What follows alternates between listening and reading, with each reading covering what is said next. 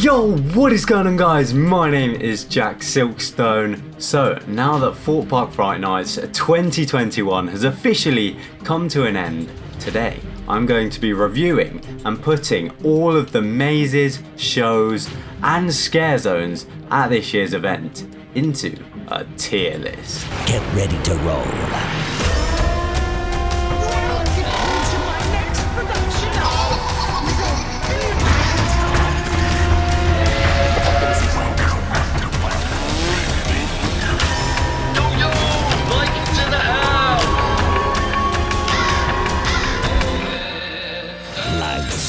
Camera, action.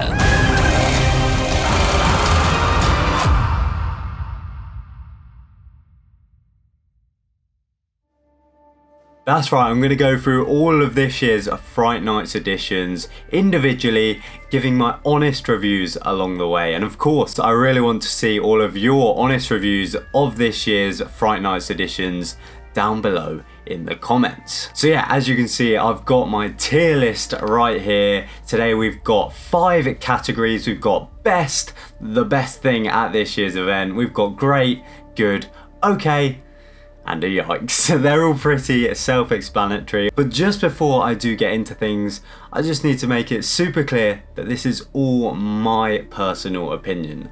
And to be honest, my personal opinion is of course incredibly biased. I've been a massive fan of Fright Nights for so many years now, and obviously this year was the first year where I was lucky enough to kind of in a small way be involved with the process of marketing and creating Fright Nights. So naturally this is going to be a skewed kind of review, but as I said, it's all my opinions. I'm going to be as honest as possible right here for you guys now, and when I review these mazes, shows, scare zones, I may bring up things that I wasn't such a fan of, but I of course know that there are restrictions in the industry. Like there are certain things that the park would have loved to have done, but unfortunately they might not have had the budget, they might not have had the time. So yeah, I don't want to come across as big-headed at all, like, oh, they should have done this, they should have done that. I know that there are of course restrictions that just weren't able to happen, unfortunately. And of course, over all of these years that I have been making videos about Thorpe Park and Fright Nights, I've been lucky enough to meet and work with the people that actually put this event together, be it from the creative team through to the actors and all of the staff that helped to run the event. So I do not mean any offense at all in this video. As I said, I'm just trying to be as honest as possible, but I know for a fact that you've all done an incredible job this year.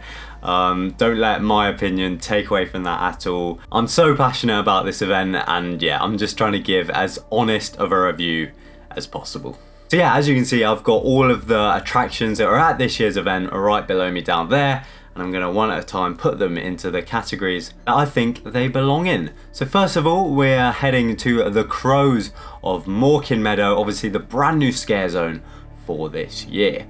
Now for me, I think the standout thing about this zone was just how incredible it looked.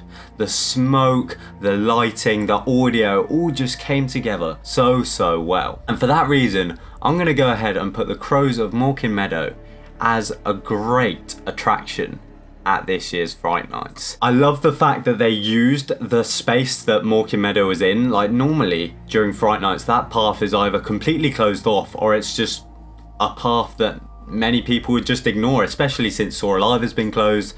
There's hardly any traffic in that area of the park. So I love the fact that they've used that space. I love how you zigzag your way through it with some nice theming pieces along the side that a lot of people seem to stop and look at, like all of those crosses and stuff.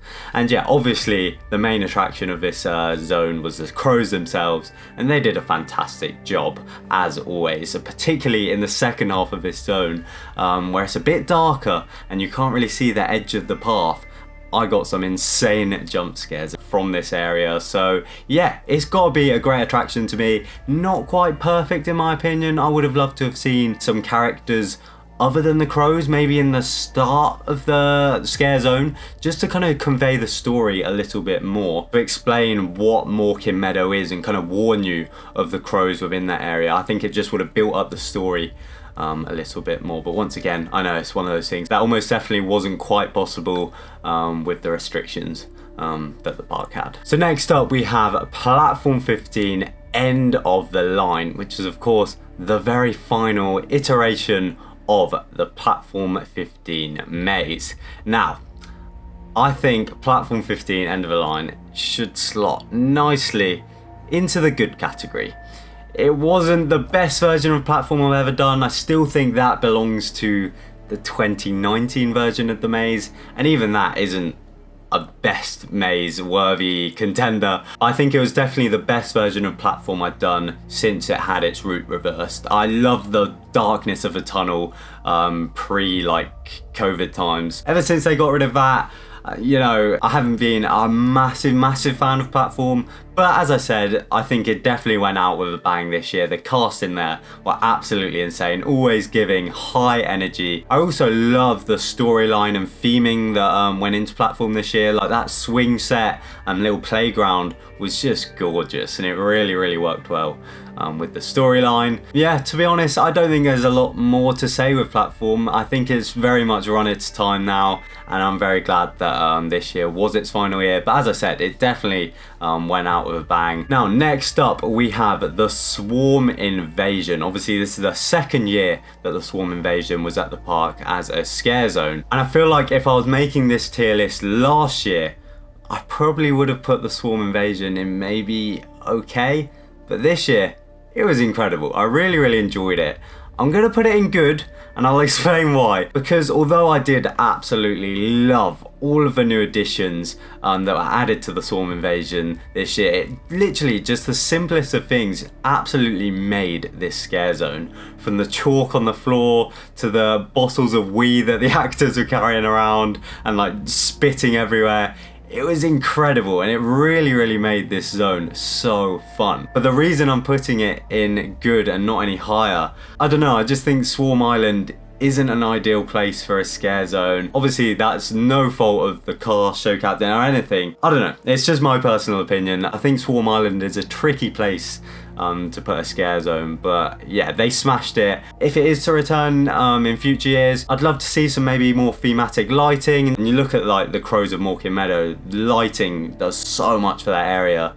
And I don't know, Swarm Island is a little bit floodlit at Fright Nights, obviously probably for safety reasons with the Swarm roller coaster going around. But yeah, I just think Swarm Island is a tricky place to put a scare zone. Now, next up, we have Freak Massacre, obviously another maze that was at this year's event. It was a strong attraction, incredible cast again. They gave so much energy in the maze. I'm gonna go ahead and put it into great. I think it could have been higher if it was fully packed out every single night, just because we had a few run-throughs through there where it was a little bit quieter than you would have liked. Like back in 2019, there was a lot of chainsaws in there. It felt very busy and intense in there for the majority of the run-throughs, and yeah, I think unfortunately Freak Massacre's main letdown this year was just the fact that it could have just been a bit busier to just make it feel even crazier. But yeah, as I said, the cast gave their absolute everything in here. We had some mad run-throughs, and yeah, it was just sick to get back into this iconic maze once again. I think it's very much a fan favourite at Fright Nights, and yeah, it fully deserves to be that. Next up, we're stepping just outside of the sawmill itself into Old Town with Creek Freaks Unchained. Now, I'm going to be honest with this one. I was a little bit disappointed this year with Unchained. I'm going to put it into okay. Now, obviously last year, Creek Freaks Unchained was the only place you could kind of see the buckwheats, and Old Town was carnage last year. There were chainsaws going about the whole area. This year, I think because the buckwheats were split between Massacre and Unchained, once again, it came down to the fact that it just wasn't busy enough, unfortunately. There weren't as many buckwheats as Unchained deserves, kind of walking around and stuff. And once again, the actors that were roaming about were doing an amazing job. Compared to last year when there were chainsaws and stuff going around, it just doesn't compare. And yeah, it did add a lot of atmosphere to Old Town, but would I have preferred those buckwheats in Unchained to just go into the mill and make Massacre a bit more intense? Maybe, but then again you've got to look at the fact that Massacre is paid, and if you don't want to pay for the mazes, then at least you've still got Unchained. So I don't know. As I said, I'm very thankful I'm not the one having to make these big decisions, and I'm not trying to say that I would have made a better decision. But yeah, I think compared to previous years, Unchained just wasn't quite there this year, purely just because of the numbers. Now next up we have Legacy, the first ever kind of fire and light show at a Fright Nights event. And yeah, I have to say, I did enjoy it. I'm gonna go ahead and put it into the good category. Good because I loved watching it every night. It was a great way to end off the night. So many people always gathered on the beach. You'd watch the show and then have a quick little chat with everyone before then heading off. I don't think I can quite put it into great because I think that there are improvements to be made with Legacy. As a lot of people have said, a screen would have been fantastic just to get that story across a little bit more. But at the end of the day, as a Fright Nights fan, it was amazing to hear all of these throwback songs again, and just seeing fire and lights at Fright Nights is so sick. I'm really hoping it does return in future years, bigger and better. I hope that they kind of listen to feedback that they're getting from everyone, and just kind of develop the show even more. Now next up we have the Crows. Now obviously the Crows were one of my favourite things at last year's event, and I've already put the Crows of Morkin Meadow in great. However, I'm gonna go ahead and put the Crows into okay down here with Creek Freaks Unchained, and I think the reason for that is very similar to the reason I put Unchained in here. We didn't really see the Crows roaming much. The only time we really saw them was over by Stealth, and once again they were doing an incredible job. They were just as good as the Crows were last year when we saw them over at Stealth. But with last year's Crows, we also saw them in so many different places around the park. It was really weird, like not being safe anywhere at the park because the Crows could be like hiding in bushes and stuff. Whereas this year, that was kind of translated over just into Morkin Meadow. I didn't really see the Crows roaming team like hiding in many bushes around the park. So yeah, for that reason, I'm gonna put them into okay. But as I said, the Crows themselves were sick, and obviously the main thing for the Crows this year was Morkin Meadow. So yeah. Now next up, we have Amity High versus Thorpe. I love Bites. Obviously for the first time, the Lycan students and the Amity students were combined over at the Stealth Plaza. Now, I'm gonna have to be tough with this one because it so nearly deserves to go in great in my opinion, but I think I'm gonna put it in good. The dance this year was incredible. I really like the dance, and I do think the fact that the Lycans were over with the Amity students this year did work. Once again, this year the casts were incredible. That's probably my favourite thing about Amity and Lycan, just the random kind of storylines that we build with those casts, just because they're able to kind of chat to you in character and just make these random storylines. And obviously this year was mad for that, with Arch Nemesis getting engaged to one of the characters. It was so fun.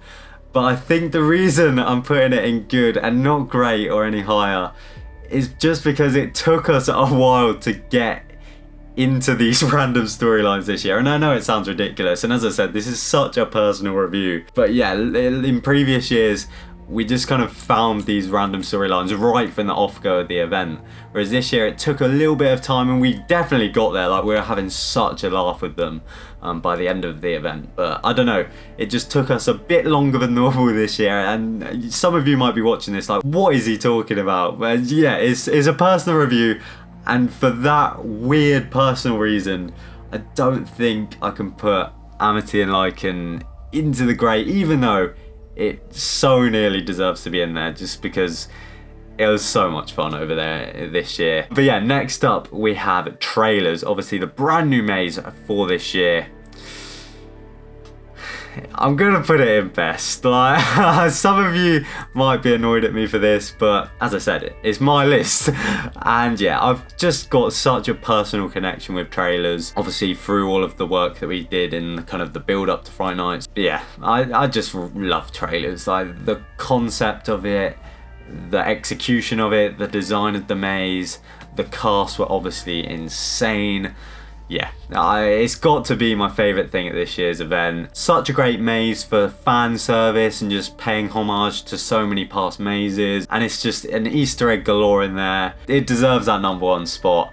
And yeah, I'm so excited for where the park goes with the future of trailers, because as I've said many times, it's such a good maze for future developments. They can literally change a room if they need to. They can change multiple rooms if they need to. They can add in rooms. There's so much they can do with that maze, and it just makes me so excited for the future. But yeah, definitely my favourite thing at this year's event. Yeah, fantastic. And yeah, that leads me on to the last edition at this year's Fright Nights, the show Birthday Bash, which is obviously brand new for this year. And I'm actually going to go ahead and put this into great, which might surprise some people, because at the start of the event, I wasn't that excited for it. But as the event's gone on, I've literally drawn such a love for Birthday Bash, just out of nowhere. It took us so many weeks to actually sit and watch the full show, but once we did, I very quickly fell in love with it. And obviously some of you may remember the prediction video I did for Fright Nights last year, in which I wanted like an anniversary scare zone in that area. And when they went ahead and announced Birthday Bash, I was a bit like, oh, why haven't they just done like an anniversary scare zone? And now I'm sitting here, the event's done, and I'm applauding the park for taking a risk with Birthday Bash and not doing like an anniversary scare zone. I think Birthday Bash was so original and it just worked. I loved all of the individual characters and how they weren't necessarily all scary, but if you actually look deep into the like underlying themes and story of this zone, it actually is really quite scary and really dark. But on the base level, it's quite a fun, silly, just entertaining zone.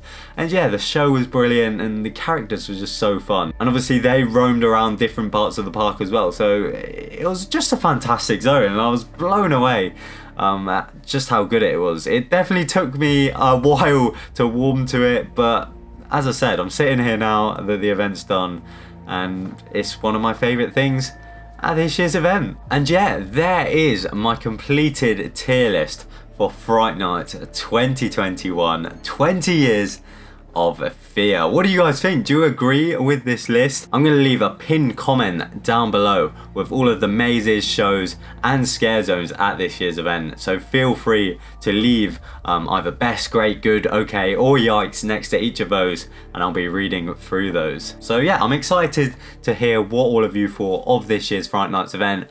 As an overall event, I think it was genuinely one of the most rounded off Fright Nights I've ever experienced. The mazes were all very strong, the zones all strong, and there were shows that were all very strong.